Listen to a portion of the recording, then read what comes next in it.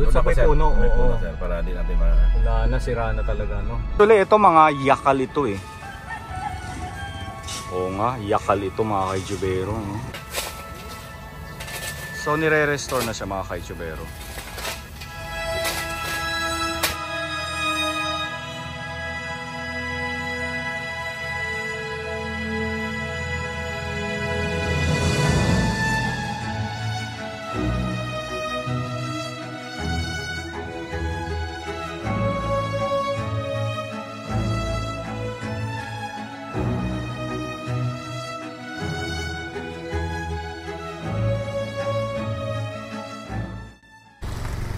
Okay, so nandito naman tayo sa Luway mga kaitsubero.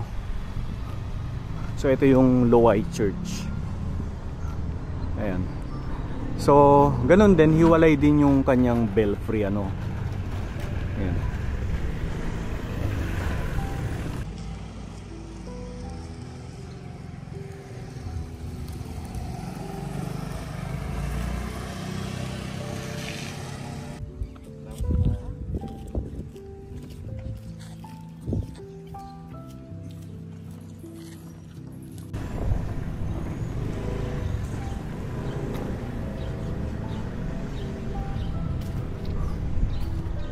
Sarado.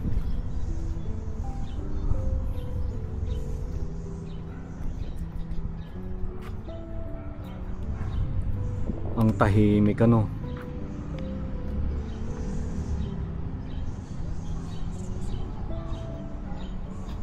Ayan.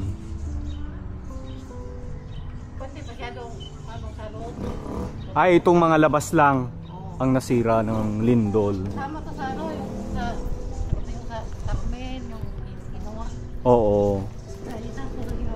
So isa siya sa mga nasira. Pero mostly part ng simbahan yung labas. Yung loob, konti lang daw sa loob. O dito lang.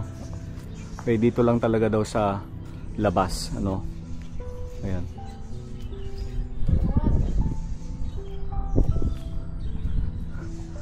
Papasok tayo. Adoration Chapel.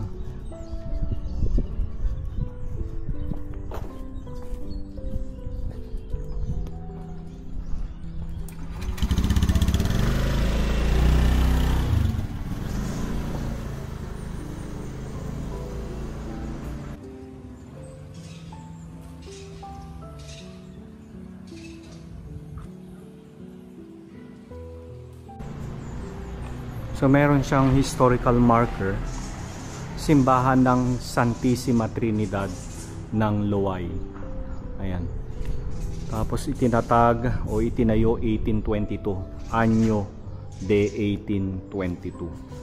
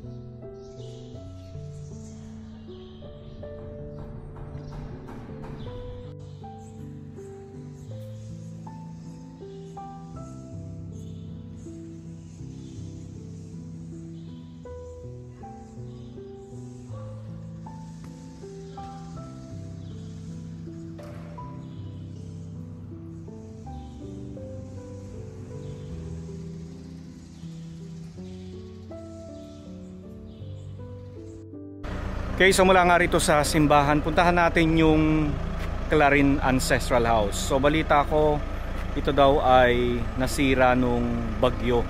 And tingnan na lang nga natin kung ano yung sitwasyon niya ngayon.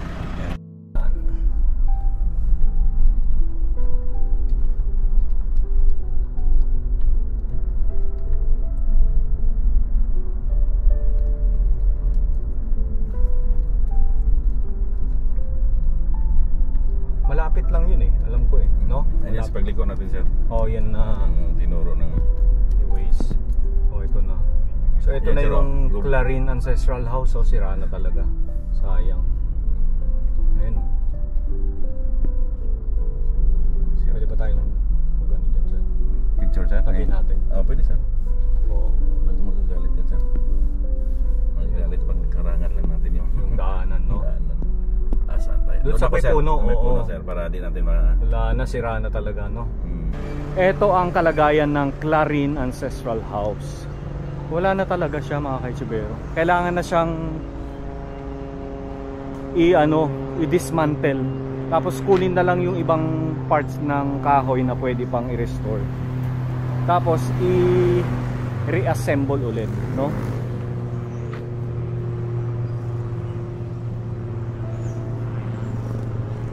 Sayang. Hindi man lang natin naabutan, ano?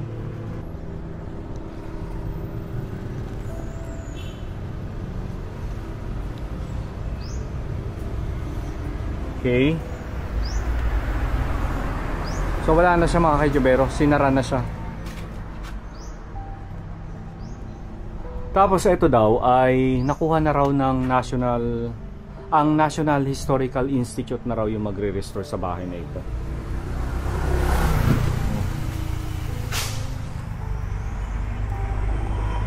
Sayang, no, hindi man lang natin naabutan bago man lang nagkaroon ng bagyo. Diba? So sinalanta siya ng bagyong Odette noong 2021. And simula noon hindi na ito naayos. Sana na-save pa nila yung mga kagamitan.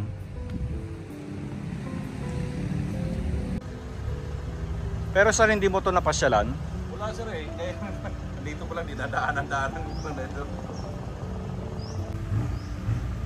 Pati nga yung lubog na panaryo, ngayon ko lang nakakit. Ayon, yung inakyat natin.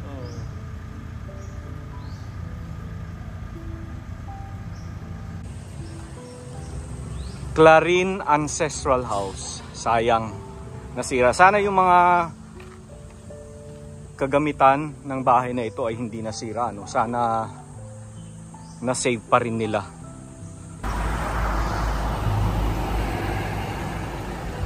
So nandito nga tayo sa Tagbilaran mga kaitsubero, and napadaan lang ako dito. Ito yung tumawag sa aking pansin. So hindi ko alam kung ito ba ay restaurant ba or private house or para sa mga turista. Tingnan natin, tanong tayo.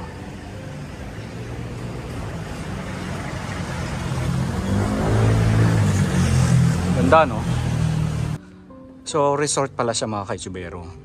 So yung harapan, kita nyo may lumang bahay, yung kulay blue. So ano pala yun? Hotel nila. And kaya lang may naka-check-in daw kaya hindi may papakita sa akin. So dito na lang ako pumunta kasi gusto ko makita yung beach front nila or yung beach side ng resort na ito. Ang ganda. Wow. O diba? Modern naman ito. Resort naman. Alam nyo kung ang binablog ko ay mga resort or mga lugar na pwedeng puntahan ng mga turista, pwede naman, kaya lang ang dami-dami na kasing nagbablog ng mga ganito, di ba? So doon tayo sa hindi na masyadong nare-recognize, which is yung mga cultural properties, no? Pero syempre gusto ko lang makita yung view dito, tong resort nila.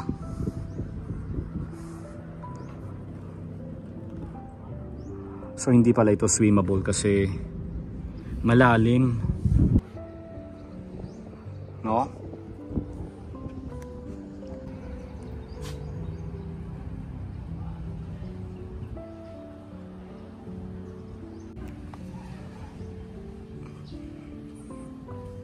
Labas na tayo. Maraming salamat po.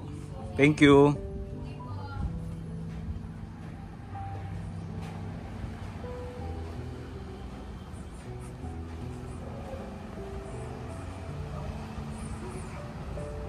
Ito yun oh. Yun oh.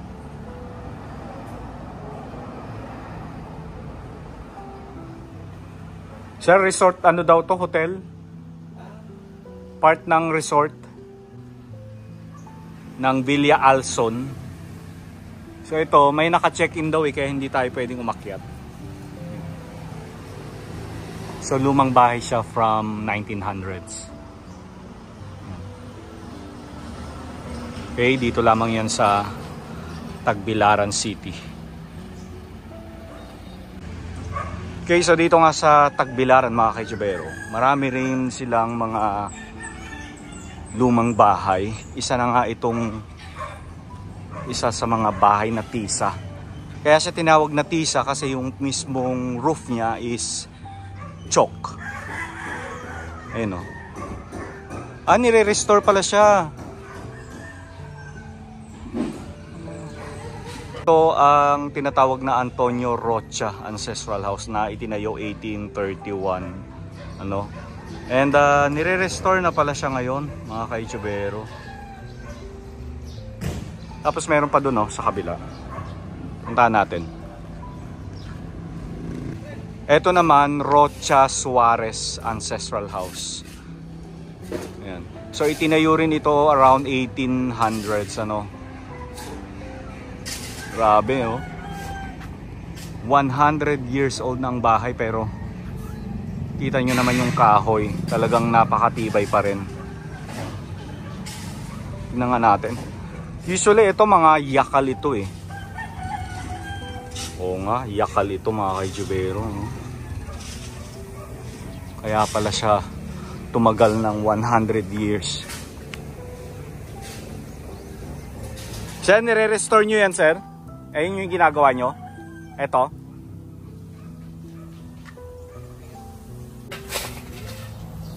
So nire-restore na siya mga kaitsubero.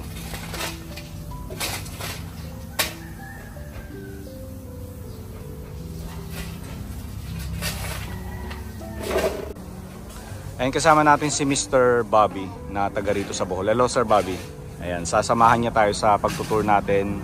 So ito daw, dati daw nabili na ito ng isang foreigner na pag-aari dati ng mga Rocha, no? Tapos hinukay daw yung ilalim, may hinukay daw, and then kalaunan hindi na raw nakita yung foreigner. Kaya ito na-acquire na ngayon ng local government, sir, no? O national? O the local government, yan. Nung alin, sir? Ito, may-ari. Sila na yung nagre-restore, National Museum. Okay. Ito rin kaya, sir, National Museum na rin? Feeling ko hindi, no? Alam ko magkamag-anak di ba? Kasi parehong Rocha, sir eh. So, tignan mo yung kahoy.